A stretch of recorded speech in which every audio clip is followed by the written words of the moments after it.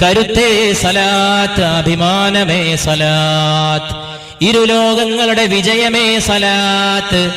നാളെ ചില ആളുകൾക്ക് സ്വർഗത്തിന്റെ വാതിൽ പിഴച്ചു പോകുമെന്ന് പുണ്യ മുസ്തഫ സല്ലല്ലാഹു അലൈഹി വസല്ലം. അത് എന്റെ സലാത്ത് മറന്നവരായിരിക്കുമെന്ന് പുണ്യ മുഹമ്മദ് മുസ്തഫ. ഇനി ഇതിന്റെ പ്രാധാന്യം എങ്ങനെ പറഞ്ഞ് മനസ്സിലാക്കേണ്ടത്? അള്ളാന്റെ റസൂൽ സല്ലല്ലാഹു അലൈഹി വസല്ലം, നാളെ ചിലർക്ക് എന്നെ കാണാനുള്ള ദൃഷ്ടി നഷ്ടപ്പെടുമെന്ന് പരിശുദ്ധ റസൂൽ. അതുകൊണ്ട് സലാത്ത് ഈ ഉമ്മത്തിന്റെ ജീവവായുവായിരിക്കട്ടെ. അല്ലാഹു തആല അതിനെ മുറുകെ പിടിച്ച് ജീവിക്കാനും മരിക്കാനും നമുക്ക് തൗഫീഖ് ചെയ്യുമാറാകട്ടെ.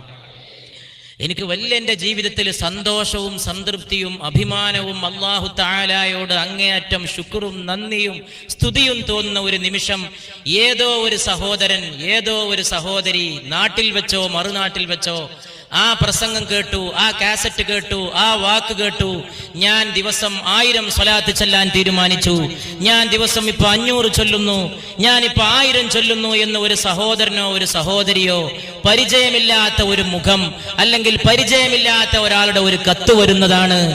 ഇവന്റെ ജീവിതത്തിൽ അല്ലാഹു നൽകിയ സൗഭാഗ്യമേ സലാത്ത്.